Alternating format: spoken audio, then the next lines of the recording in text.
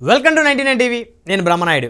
ఇకపోతే కొవ్వూరు ఘటనపై విచారణ సమయం. అవును, విచారణ జరుగుతోంది. అసలు కొవ్వూరు నియోజకవర్గంలో ఏం జరుగుతుంది? తెలుగుదేశం జనసేన పార్టీ శ్రేణుల మధ్య సరైనటువంటి సఖ్యత ఉందా లేదా? కొవ్వూరు మాజీ ఎమ్మెల్యే జనసేన పార్టీ ఇన్ఛార్జిగా ఉన్నటువంటి టీవీ రామారావు గారి మీద జనసేన పార్టీ అధిష్టానం సస్పెన్షన్ వేటు వేసింది. ఎప్పుడైతే ఆయన మీద సస్పెన్షన్ వేటు వేశారో ఒక్కసారిగా సోషల్ మీడియాలో జన సైనికులు భగ్గుమన్నారు. ఇదేంటిది? ఆయన ఏం తప్పు చేశాడు? ఆయన ఏమైనా హత్యలు చేశాడా? అత్యాచారాలు చేశాడా? లూటీలు చేశాడా? దుమ్మిలు చేశాడా? ఏం చేశాడు ఆయన? ఎందుకు సస్పెండ్ చేశారు? ఈ విధంగా సస్పెండ్ చేసుకుంటా పోతే అధినేత తప్ప ఇంకెవరు మిగలరు అని చెప్పేసి జన సైనికులందరూ ఆగ్రహావేశాలు వ్యక్తం చేశారు. సో తీరా చూస్తే కొవ్వూరు నియోజకవర్గానికి సంబంధించి ప్రాథమిక సహకార సంఘాల అధ్యక్షులు దాదాపు 14 మందిని మరి ప్రభుత్వం ప్రకటిస్తే అందులో 13 తెలుగుదేశానికి, కేవలం 1 మాత్రమే జనసేనకి ఇచ్చారు. ఇదేంటిది? ఇది కరెక్ట్ కాదు కదా. కొవ్వూరు నియోజకవర్గంలో జనసేన చాలా బలంగా ఉంది. అందులోనూ జనసేన ఇన్ఛార్జిగా ఉన్న టీవీ రామారావు గారు మాజీ ఎమ్మెల్యే కూడా. ఆయనకు పూర్తి అవగాహన ఉంది సిస్టమ్ మీద. మరి ఇక్కడ జన సైనికులు బలంగా ఉన్నారు. మరి అక్కడ తెలుగుదేశం గెలుపుకి జనసేన కీలక పాత్ర పోషించింది. అలాంటప్పుడు మరి ఇదేంటిది? కేవలం ఒక్కటేనా ప్రకటించేది? 14లో 13 తెలుగుదేశానికి ఏంటి, 1 జనసేనకి ఏంటంటూ జన సైనికులు నియోజకవర్గంలో ఎమ్మెల్యే ఇన్ఛార్జిగా ఉన్నటువంటి టీవీ రామారావు గారు, నియోజకవర్గ ఇన్ఛార్జిగా ఉన్న టీవీ రామారావు గారు మీద తిరగబడ్డారు. మీకు చేత కావట్లేదు టీవీ రామారావు గారు, మీరు అడగలేకపోతున్నారు, మీ వల్ల కావటం లేదు, మాకు అన్యాయం జరుగుతుంది, ఇక్కడ మాకు పదవులు కావాల్సిందే, మీరు వెళ్ళి అధిష్టానాన్ని అడగండి అని చెప్పేసి ఆయన ఆఫీస్ మీద వచ్చి ధర్నా చేసేటువంటి కార్యక్రమం జన సైనికులు చేశారు, కార్యకర్తలు అక్కడ.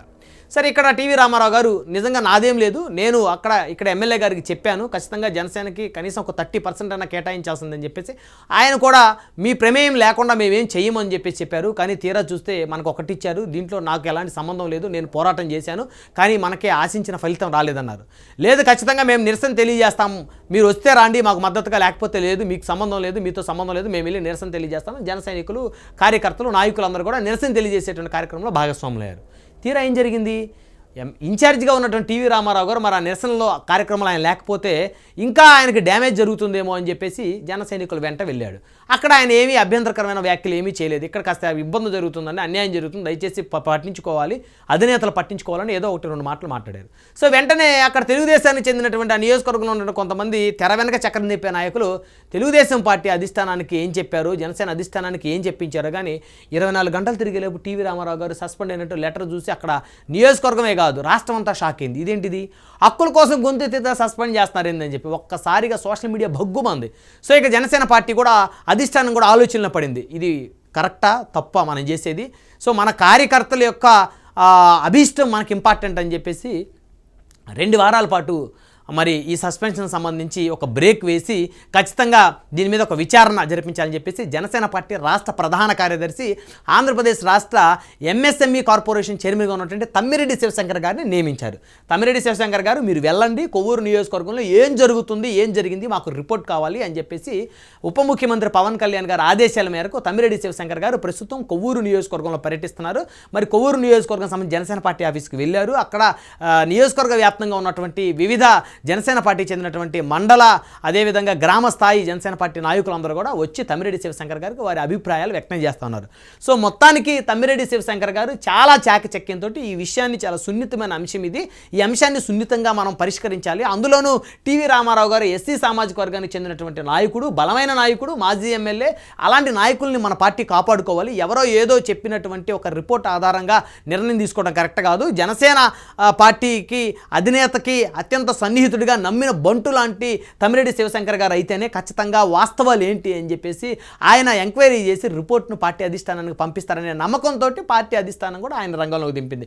సో ఇప్పుడు విచారణ సమయం, విచారణ జరుగుతూ ఉంది. ఆయన అందరి దగ్గర వివరాలు సేకరిస్తున్నారు. అసలు ఏం జరిగింది, కొవ్వూరు నియోజకవర్గంలో జనసేనను తొక్కేయడానికి టీడీపీ ఏ మేరకు ప్రయత్నం చేసింది, ఆయన 14 సహకార సంఘాల అధ్యక్ష ఎంపికలో 14 మందిలో కేవలం 1 ఏంటి జనసేనకి, అక్కడ జనసేన సపోర్ట్ లేకపోతే టీడీపీ ఎమ్మెల్యే గెలవడు కదా అని చెప్పేసి అన్ని విషయాల మీద ఆయన ఆరా తీస్తున్నట్టయితే తెలుస్తూ ఉంది. సో మొత్తానికి మరికొద్ది రోజుల్లో టీవీ రామారావు గారి మీద సస్పెన్షన్ వేటు ఏదైతే ఇన్ఛార్జిగా బాధ్యతలు పక్కన పెట్టారో ఆ బాధ్యతలు సంబంధించి వేటు వేశారో అవి మళ్ళీ తిరిగి ఆయనకు అప్పచెప్పేటువంటి అవకాశాలు స్పష్టంగా కనపడుతున్నాయి. సో ఈ ఎపిసోడ్ మొత్తం పరిశీలిస్తే జన సైనికులు గెలిచారు, జన సైన్యం గెలిచింది, తమ పార్టీ మీద తమ పార్టీ నాయకులను కోల్పోకుండా కాపాడుకోవాలనేటువంటి ఒక ఉద్దేశంతో రాష్ట్ర వ్యాప్తంగా ఎప్పటికప్పుడు అలర్ట్గా మరి ప్రతి అంశాన్ని నిశితంగా పరిశీలిస్తున్నటువంటి జన సైనికులు టీవీ రామారావు గారికి రాష్ట్ర వ్యాప్తంగా అండగా నిలబడ్డారు.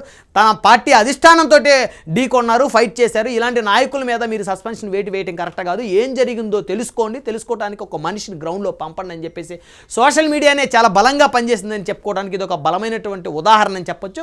సో ఎట్టకేలకు జనసేన అధిష్టానం తమ్మిరెడ్డి శివశంకర్ గారిని రంగంలో దింపింది. ఎందుకంటే తమ్మిరెడ్డి శివశంకర్ గారు మొదటి నుంచి కూడా జనసేన పార్టీ అధినేత పవన్ కళ్యాణ్ గారికి అత్యంత సన్నిహితుడు. ఆంధ్రప్రదేశ్ రాష్ట్ర ఎంఎస్ఎంఈ కార్పొరేషన్ చైర్మన్గా ఉన్నారు ఆయన. గతంలో ఆయన గ్రూప్ 1 ఆఫీసర్ కూడా, ఆయన కీలకమైనటువంటి శాఖల్లో కూడా ఆయన పనిచేస్తున్నారు. ఆయన సౌమ్యుడు, అదేవిధంగా ఉన్నత విద్యావంతుడు. సో కాబట్టి ఆయన అయితేనే ఎక్కడ ఎటువంటి ప్రలోభాలకు, ఒత్తిళ్లకు, బెదిరింపులకు లొంగకుండా సరైనటువంటి రిపోర్ట్ను, నివేదికను తయారు చేసి అధిష్టానానికి ఇవ్వగలడు అనేటువంటి ఒక నమ్మకంతో పార్టీ అధినేత ఆయన్నే రంగంలోకి దింపారు. ఎట్టకేలకు ఆయన తీసుకుంటున్నటువంటి వివరాలు, సేకరిస్తున్న వివరాలు, తీసుకున్న ఫీడ్బ్యాక్ నియోజకవర్గంలో ఏదైతే ఉందో దాదాపుగా 90% పైగా టీవీ రామారావు గారికి ఒక పాజిటివ్ ఫీడ్బ్యాక్ అయితే ఇప్పటి వరకు వచ్చింది అనేది మన దగ్గర ఉన్నటువంటి స్పష్టమైనటువంటి ఇన్ఫర్మేషన్. సో ఇప్పుడు ప్రధానంగా కనుక చూస్తే టీవీ రామారావు గారు మళ్ళీ తూర్పుగోదావరి జిల్లా కొవ్వూరు నియోజకవర్గం జనసేన పార్టీ ఇన్ఛార్జిగా కొనసాగబోతున్నారు.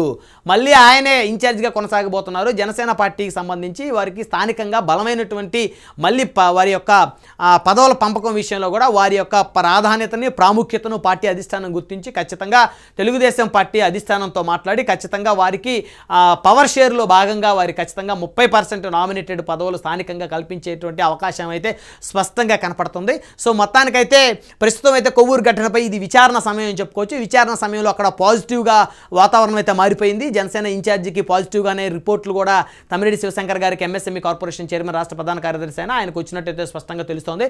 సో మరికొద్ది రోజుల్లోనే అధికారికంగా జనసేన పార్టీ ఒక లెటర్ కూడా విడుదల చేయనుంది. టీవీ రామారావు గారిని మళ్ళీ కొవ్వూరు నియోజకవర్గ జనసేన పార్టీ ఇన్ఛార్జిగా కొనసాగిస్తూ ఉత్తర్వులు జారీ చేయడం అనేది అక్కడ ఉన్నటువంటి స్థానిక పరిస్థితుల దృష్ట్యా మాకు వచ్చినటువంటి రిపోర్ట్ను బేస్ చేసుకొని మళ్ళీ అక్కడ రిపోర్టు ఏదైతే ఉందో అది నిష్పక్షపాతంగా తయారు చేయాలని చెప్పేసి, వాస్తవాలను మాకు అందించాలని చెప్పేసి మేము ఒక కీలకమైనటువంటి నేతను పంపించాం, తమ్మిరెడ్డి శివశంకర్ గారిని. కాబట్టి ఆయన ఇచ్చినటువంటి రిపోర్ట్ ఆధారంగా మళ్ళీ టీవీ రామారావు గారే కొవ్వూరు నియోజకవర్గానికి జనసేన పార్టీ ఇన్ఛార్జిగా కొనసాగబోతున్నారు అని చెప్పేసి జనసేన పార్టీ అధిష్టానం అధికారికంగా మరికొద్ది రోజుల్లో ఇంకొక లెటర్ రిలీజ్ చేయనుంది.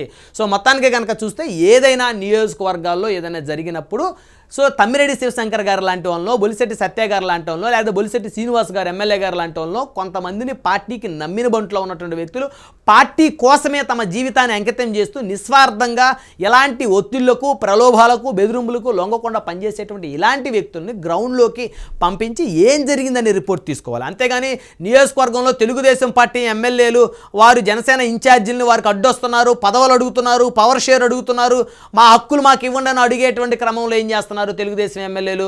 ఈ ఇన్ఛార్జిని తప్పిస్తే మనకి ఇక్కడ గోల ఉండకుండా పోతుంది, గొడవ ఉండదు, మనకి వీళ్ళని మనం తప్పించాలని చెప్పేసి ముఖ్యమంత్రి చంద్రబాబు నాయుడు గారి దగ్గర నుంచి ఆయనకు ఒక ఇన్ఫర్మేషన్ పాస్ చేసి, టీడీపీ అధిష్టానానికి ఇన్ఫర్మేషన్ పాస్ చేసి, అక్కడి నుంచి జనసేన పార్టీ అధిష్టానంలో కొంతమంది వ్యక్తులకి ఇన్ఫర్మేషన్ పాస్ చేసి వీళ్ళని నిర్దాక్షిణ్యంగా వీరి మీద వేటు వేసేటువంటి ఒక ప్రక్రియ తెలుగుదేశం ఎమ్మెల్యేలు చాలా తెలివిగా, ప్లానుడ్గా, పకడ్బందీగా అమలు చేస్తున్నారు.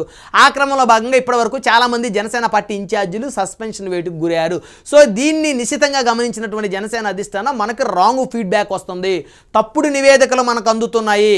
సో కాబట్టి ఈసారి మనం ఏదైనా నిర్ణయం తీసుకునేటప్పుడు కాస్త పార్టీకి నమ్మిన బంట్లో ఉన్నటువంటి వ్యక్తులను గ్రౌండ్లోకి పంపించి వారి ద్వారా వాస్తవాలను మన కార్యకర్తల దగ్గర నుంచి ఫీడ్బ్యాక్ తీసుకొని ఒక మెజారిటీ ఫీడ్బ్యాక్ను బేస్ చేసుకొని నిర్ణయం తీసుకోవాలని చెప్పేసి జనసేన అధినేత కూడా ఒక నిర్ణయానికి వచ్చినట్టయితే స్పష్టంగా అర్థమవుతుంది. సో మొత్తానికి కనుక చూస్తే ఈ ఎపిసోడ్లో జన సైన్యం గెలిచింది, సోషల్ మీడియా పవర్ పనిచేసిందని అయితే చాలా స్పష్టంగా చెప్పొచ్చు.